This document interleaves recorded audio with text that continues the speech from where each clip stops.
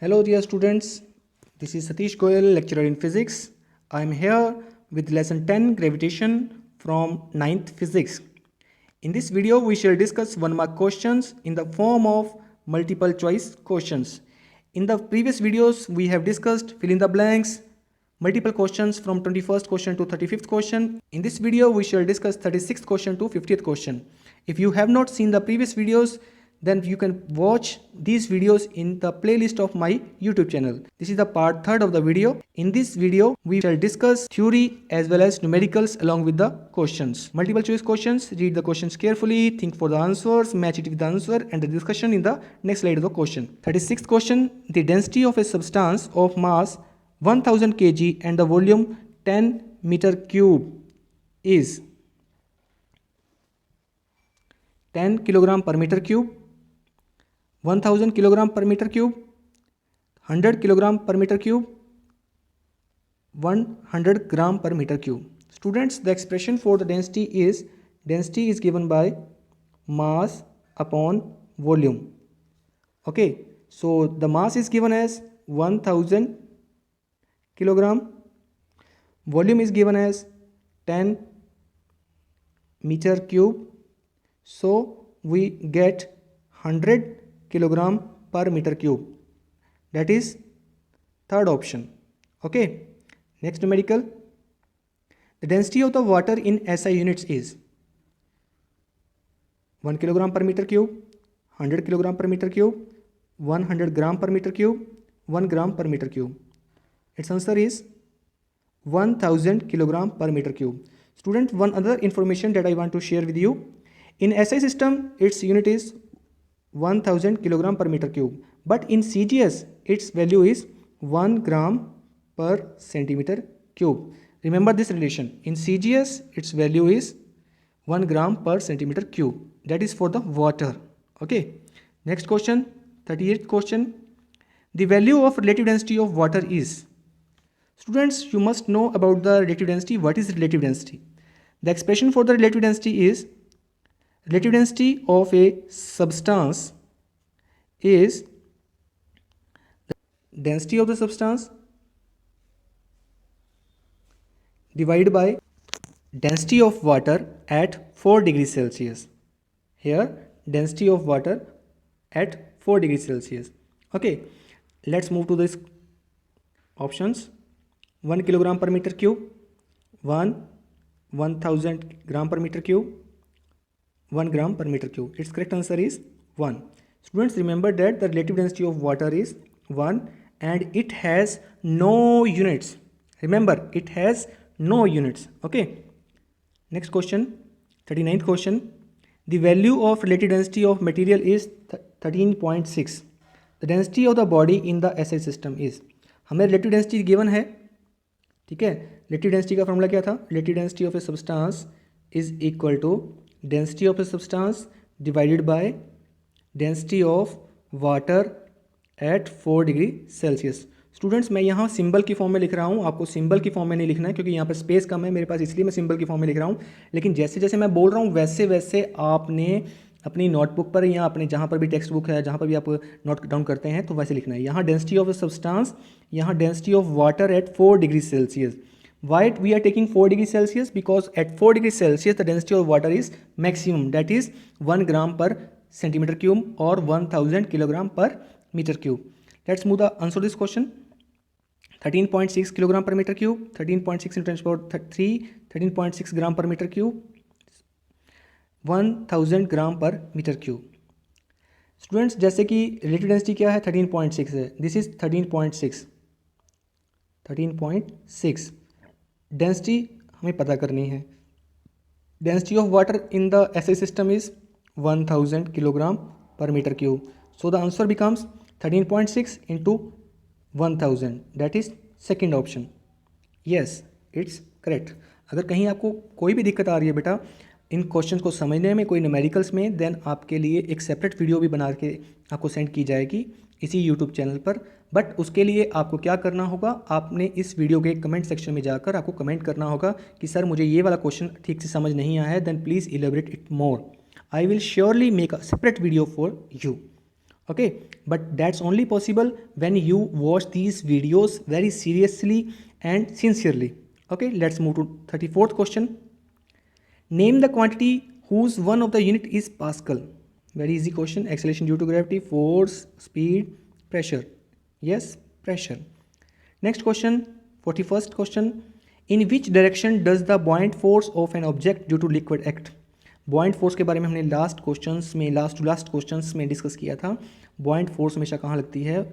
Upward लगती है, ऊपर की ओर लगती है, वर्टिकली लगती है ऊपर की ओर. देखिए इसका ऑप्शन क्या है? Toward right, no. Toward left, no. Vertically downward direction, no. Vertically upward direction, yes. It's answer is correct. Fourth option is correct. 42nd question. The force which makes heavy objects appear lighter when immersed in liquid. Same answer. Muscular force, buoyant force, magnetic force, gravitational force. Lesson gravitation वाला चल रहा है, इसका मतलब ये नहीं है कि ये ग्रेविटेशनल फोर्स होगी. इसका करेक्ट आंसर जो होगा दैट इज बुआइंट फोर्स. इसके बारे में हम ऑलरेडी डिस्कस कर चुके हैं कि बुआइंट फोर्स क्या होती है. बुआइंट फोर्स वो फोर्स होती है जब हम किसी बॉडी को किसी लिक्विड के अंदर इमर्स करते हैं, देन उसे उस लिक्विड के कारण ऊपर की ओर एक फोर्स लगती है, जो फोर्स उसके वेट के अंदर कुछ कमी लेके आती है. वो that force which is exerting vertically upward on the body is termed as buoyant force, and this force which is exerting in the upward direction on the body is equal to loss in the weight of the body and also equal to the weight of the liquid displaced by the body. This statement was given by, yes, Archimedes principle. 43rd question. The law which gives the magnitude of buoyant force acting on object immerse in the liquid. इस question का answer आप बता सकते हैं क्योंकि हम already discuss कर चुके हैं. यस बच्चों, इसका आंसर क्या आएगा? Yes, first option is correct. Archimedes principal किसी बॉडी पर लगने वाली जो बुआइंट फोर्स होती है उसके मैग्नीट्यूड के बारे में बताता है. प्रेशर का फार्मूला बताना है. प्रेशर का फार्मूला हम ऑलरेडी डिस्कस कर चुके हैं. इसका जो ऑप्शन है, इसका जो आंसर है आप खुद बताएंगे इस वीडियो के अंदर. मैं आपके लिए इस क्वेश्चन का जो आंसर आपके लिए छोड़ रहा हूँ, आप कमेंट बॉक्स में आप इसका आंसर जरूर बताएंगे. 44th क्वेश्चन का. 45th question. Ice floats in water because. बर्फ पानी के अंदर तैरती है because the density of the ice is less than that of water. The density of water is less than that of ice. The density of ice is equal to that of water. None of the above. Correct answer is first option. Because something floats in liquid or fluid, its density must be lesser than the liquid. यही option है. यही हमारे पास एक shortcut तरीका है body sink करेगी या float करेगी इस चीज़ को पता करने का. So the density of ice is lesser than the density of the water. Okay, next question, 46th question. The force acting on an area of 10 meter square producing a pressure of 30 pascal is. हमें क्या given है? हमें area given है 10 meter square. हमें क्या given है? Pressure given है 30 pascal. हमारे पास फार्मूला क्या होता है? Pressure is equal to force upon area. Pressure is equal to force upon area. So force क्या होगी? Pressure into area. फोर्स क्या होगी? Pressure into area. So pressure into area 30 into 10 क्या हो जाएगा? 300 हो जाएगा. 300 न्यूटन. कौन सी ऑप्शन है? Second option. Okay, very easy numerical. 47th question. The density of a given material of iron is this. The volume of this much gram of that material is. Student, इस question में हमें density का formula जो है density is equal to mass upon volume होता है, और इस क्वेश्चन में हमें मास गिवन है, वॉल्यूम नहीं गिवन है, डेंसिटी गिवन है. सो वॉल्यूम को अगर हम ऊपर लेके जाएं so that is equal to mass upon rho. Mass कितना है? 16.6 और डेंसिटी कितनी है? 7.8. जब इसको डिवाइड करेंगे तो हमारे पास आंसर आएगा 2 सेंटीमीटर क्यूब. कौन सी ऑप्शन है? सेकंड ऑप्शन है. ओके, जस्ट बेसिकली आपको रिमाइंड करना है, याद रखना है, density is equal to mass upon volume. इसी को यूज़ करते हुए डेंसिटी वाले जितने भी न्यूमेरिकल्स हैं आप सॉल्व कर सकते हैं. ओके बेटा, अगर आपको कहीं भी कोई दिक्कत आ रही है प्लीज़ कमेंट बॉक्स में जाइए, अपनी क्वेरी वहाँ पर डालिए. 48th question. मास पता करना है जिसकी आपको वॉल्यूम गिवन है और डेंसिटी गिवन है. डेंसिटी क्या होती है? मास अपॉन वॉल्यूम. मास आपको पता करना है, इन दोनों को आपस में मल्टीप्लाई कर दोगे, सो आंसर आ जाएगा आपका 14.4 इंटू 10, कितना आंसर आ जाएगा 144 किलोग्राम। देखो कौन सी ऑप्शन है, yes fourth option is correct. Very simple, you have to use only the formula density is equal to mass upon volume. Next question 49th question, density of a rigid body is this, will it sink or float when placed in bucket, given density is this।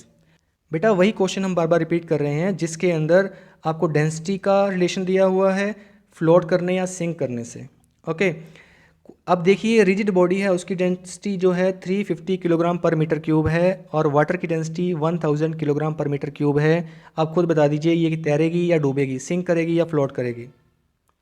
ठीक है तो बताइए, the body will float, the body will sink, the body sink to bottom, none of the above, the body will float, क्योंकि density जो body की है वो कम है वाटर से, सो इट विल फ्लोट।